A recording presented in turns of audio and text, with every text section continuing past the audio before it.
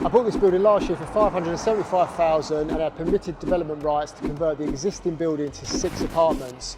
During the construction phase, we went back to planning to increase the size of the building to add an additional floor to house 1 2-bedroom apartment. We only finished the development last week and we're really happy because we've sold all the apartments already. I'm Mitch Nunn, I'm a property investor and developer, and I've built a £10 million property portfolio over the last 10 years. And I'm on this journey to build 100 rooms locally.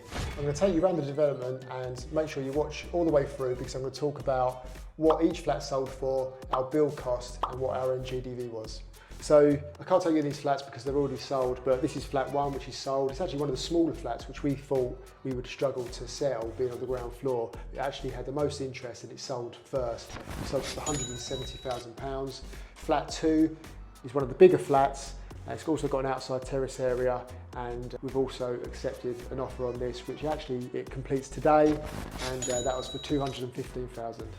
We marketed the 6 existing flats while we were still building out the penthouse, and 5 of those had sold while the works were still ongoing, but now the works are complete, and we've just had an offer accepted on flat 3, which is the last flat.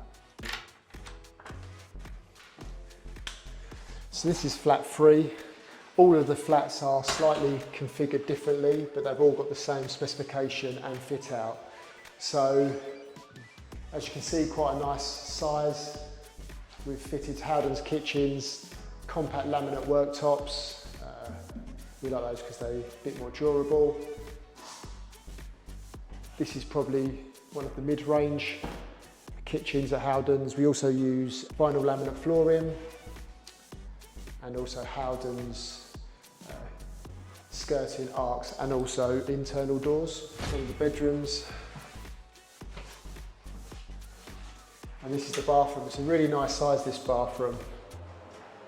Obviously it's a 1-bed flat, so we don't put baths in 1-bed flats. We always do showers, and gone for a nice tile giant. This is about £25 a square metre. Tile, and we've gone for chrome fixtures and fittings on this. We do like the black fixtures and fittings, but they do work out more expensive, so we opted to go for chrome, which just looks really clean and tidy on this.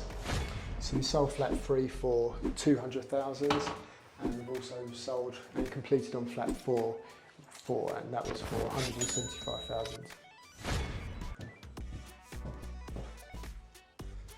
So this is flat 6, this is actually one of the smallest units, and that's on for $170,000. Flat 5, which is actually my favourite flat, sold for $205,000. The original building, this was partitioned off, but obviously we had to create the access for the penthouse apartment, so this has all been added in. So while inside the apartments they are fully completed, there's still works ongoing in the communal area. As you can see there on the handrail, and also the communal walls still need an additional coat of paint, but we are leaving those as is until people have moved in, and then once everyone's in, they've moved their sofas in and their beds, we'll then come back to that, give it a lick of paint so it is all fresh, clean and tidy. So this is flat 7, this is the penthouse flat. Let's take you inside and have a look about. So this is the penthouse apartment, which is the only 2-bed apartment in the block. It's got outside front and back terraces. We've also done a slightly different specification on this because the value of the flat is higher. So we've gone for herringbone flooring again, which is Howden's. We've also gone for a different paint on the walls. Got a lovely skylight, central skylight there. Slightly different carpets, a bit more of a warmer feel. So this is one of the main bedrooms. You've got a nice outside terrace area there with some French doors to go out to that. Just waiting for the railings to be installed. Again, as I said, we have gone for slightly different fixtures and fittings on this flat. Made it a bit special with the black fixtures and fittings, which I think looks great.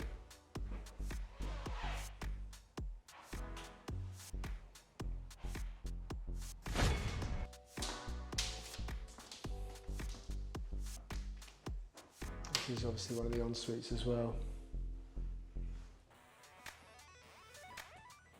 The property hasn't even gone on the market yet, but we've actually had a full asking price offer from somebody who is interested. So this is the kitchen. We went for a similar spec, but we just, with a few different features, which is a slightly better extractor hob, a slightly better tap, and a compact sink.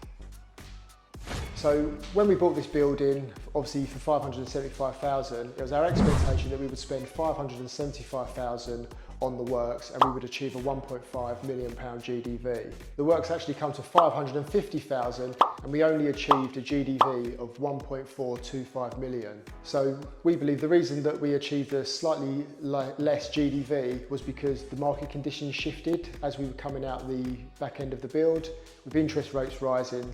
Also, the people that were interested in buying the flats were in really good positions, so they were cash buyers and had nothing to sell. So we were happy to take a slight hit on our NGDV for quick sales. And the benefit of that is that we bridging finance on this property. Our total debt is about 950,000, so we're probably burning for about £8,000 to £9,000 a month of loan interest.